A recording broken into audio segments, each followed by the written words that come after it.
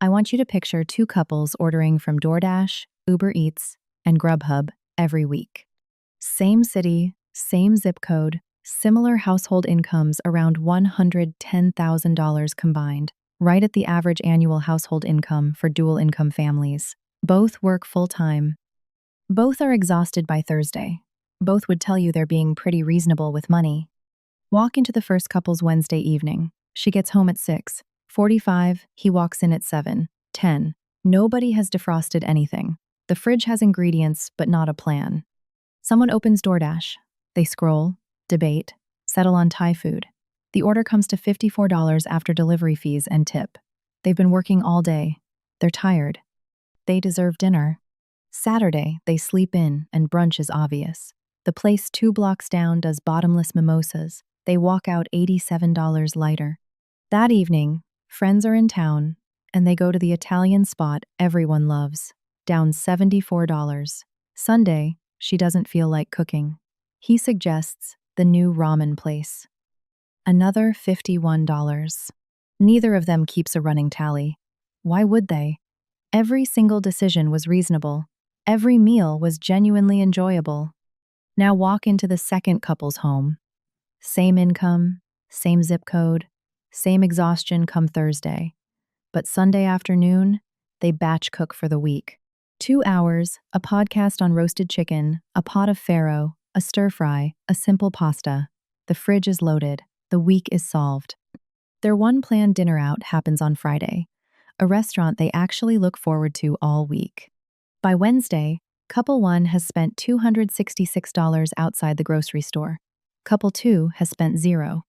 At 65, couple 1 is sitting across from a financial planner hearing, "You may want to consider working a few more years." Couple 2 just booked 3 weeks in Portugal and is arguing over which region to visit first. Same neighborhood, same income, same exhaustion, more than $500,000 apart. This is not a video about being cheap. This is about a single, deeply normalized spending habit that quietly extracts $1,200 every month from dual-income households across the country. And nobody discusses it because it doesn't feel like a problem. It feels like dinner. My name is Nick, and I spend way too much time thinking about how perfectly ordinary habits become perfectly devastating financial decisions across a lifetime. If you earn a solid income but still feel like something invisible is draining your bank account, hit that subscribe button and give this video a thumbs up if it helps you see money differently. Here's what nobody tells you about the restaurant and delivery habit. The problem isn't that you enjoy eating out. The problem is that for most dual-income couples, eating out stopped being a treat and became the default, the factory setting. And that shift happened so gradually that most couples genuinely cannot tell you when it occurred. Let me walk you through how $1,200 per month accumulates. Because when you see the breakdown, the number stops feeling dramatic and starts feeling almost conservative. 2 coffees every weekday morning from the shop near the office, $6 each, both partners, 22 working days per month. That is $264 a month before either person has opened a laptop.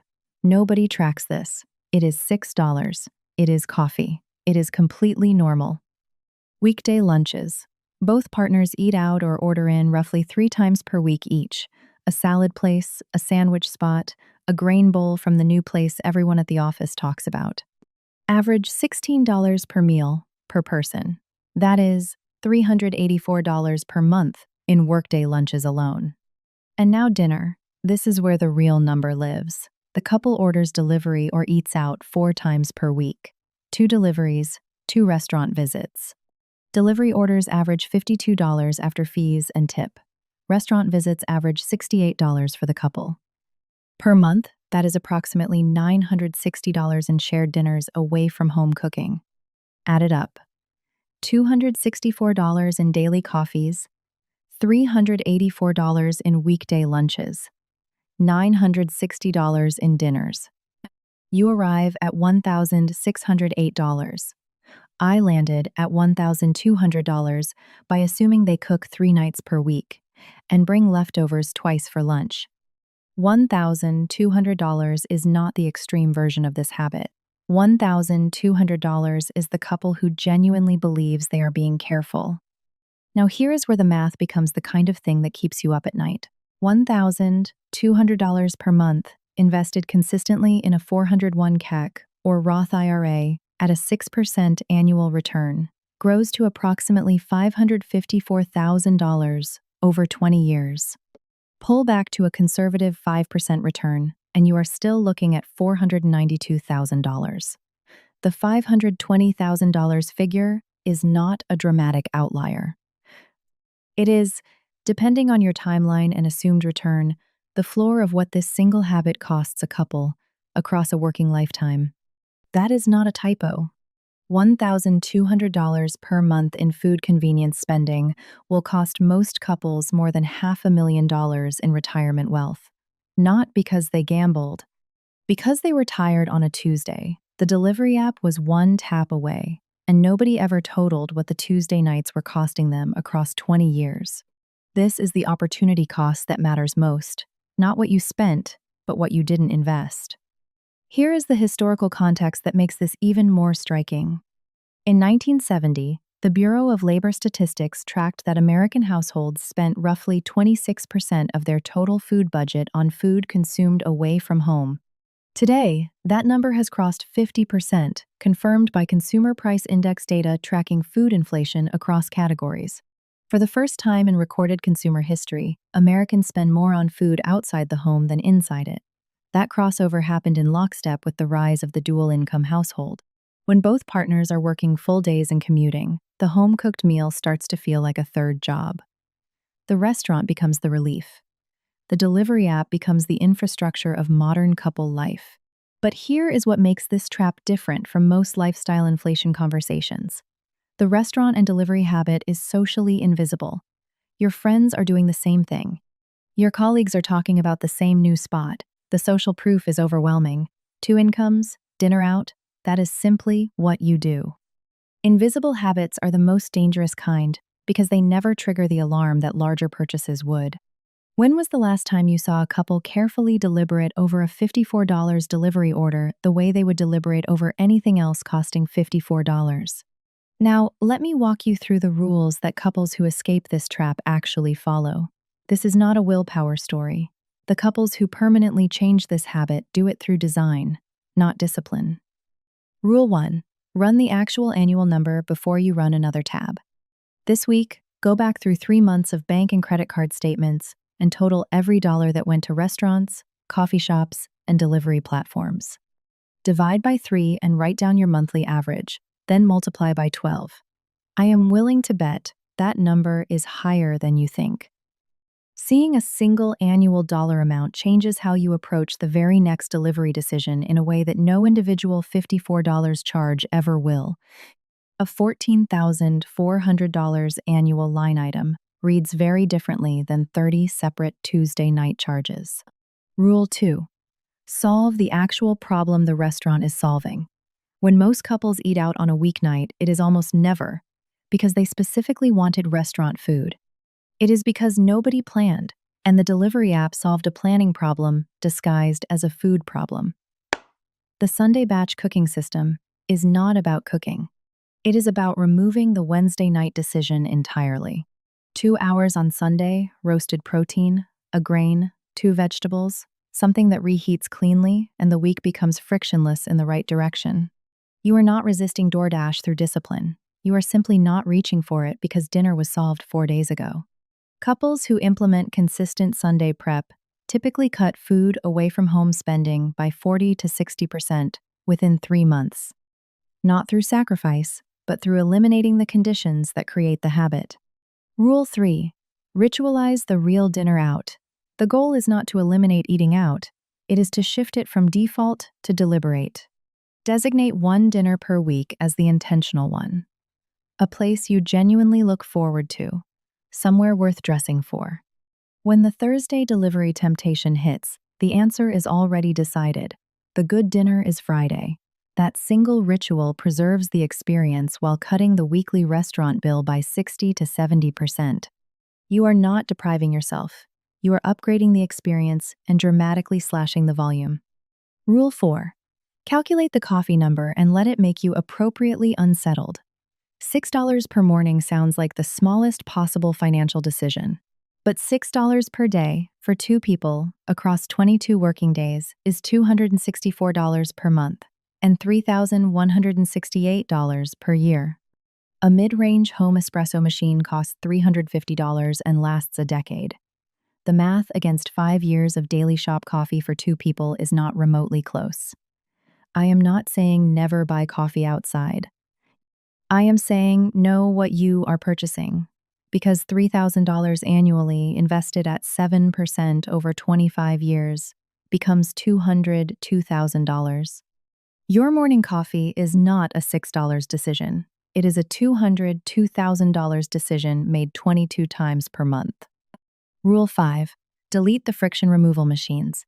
Remove every food delivery app from your phone, whether it's DoorDash, Uber Eats, or Grubhub. Not pause, delete. These platforms exist specifically to be one tap away when you are at your most depleted. The behavioral research is consistent. When the path of least resistance is disrupted by even small added friction, frequency drops dramatically.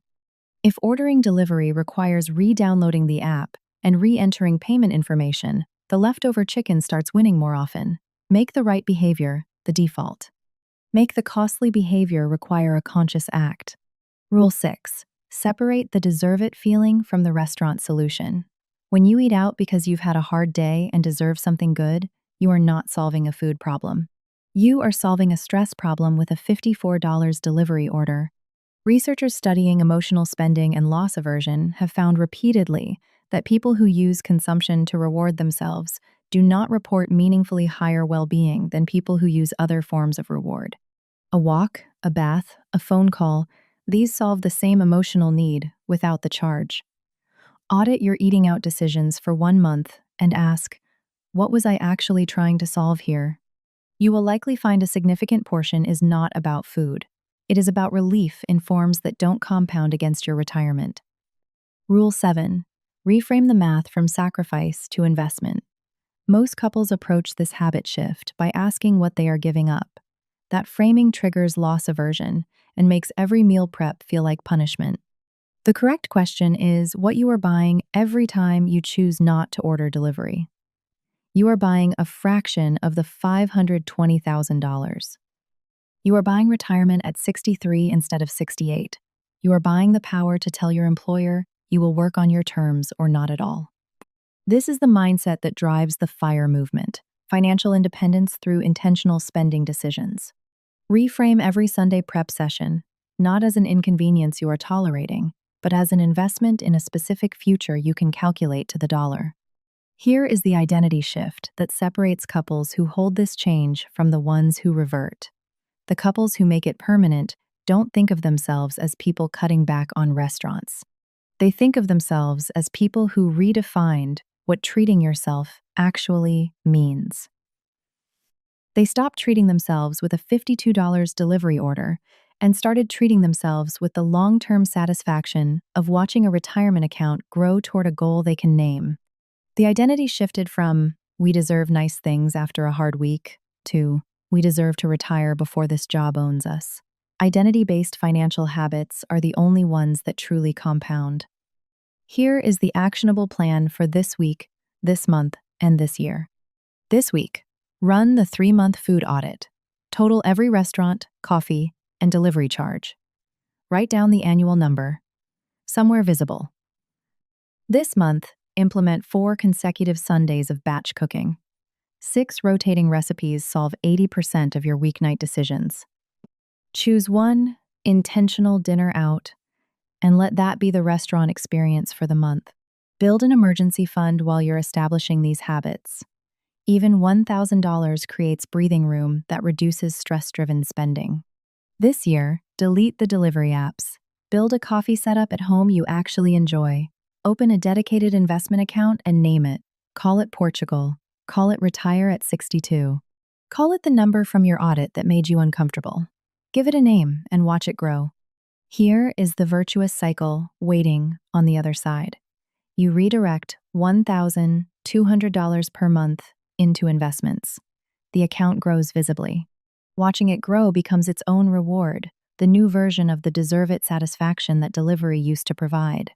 That satisfaction makes Sunday prep feel less like sacrifice and more like contribution to something real, which makes the habit easier to sustain, which accelerates the account growth. Each turn of the cycle reinforces the next. The destructive version runs in the opposite direction. You eat out by default because it is easy, and your peer group does the same. You never total the number. The retirement account grows slowly, if at all. At 55, you run the projections for the first time, and the gap is genuinely frightening. The financial stress increases. The emotional spending increases alongside it. You work until 68 not because you chose to, but because the math left you no alternative. Neither version requires a catastrophe to trigger it. Both happen one Wednesday night dinner at a time. Here is what I want you to understand about what is actually at stake. The couple, with $520,000 more in their retirement account, did not earn more money. They did not have better investment instincts. They made a different decision about dinner on an ordinary Tuesday. 433 Tuesday nights decided differently, out of 520 Tuesdays in a decade. That behavioral gap, compounded over 20 years, creates a financial separation that income alone cannot bridge. Real wealth is not eating at the best restaurant in the city on a random Wednesday. Real wealth is sitting at 63 with a genuine choice about whether to keep working or stop. Real wealth is telling your employer you will work on your terms or not at all. Real wealth is quiet, calm optionality, a margin large enough that the unexpected feels like an inconvenience rather than a catastrophe. And for most dual income couples today, that optionality is sitting right there in the food budget, being spent across 4 delivery apps and 44 coffee cups every single month, without a single second thought. If this helped you see the dinner habit differently, if you ran the math in your head while watching and felt that click of recognition, do me a favor and smash that like button and subscribe. We are going to keep pulling apart these invisible financial patterns until every one of us understands exactly what we are actually buying when we think we are just buying dinner. As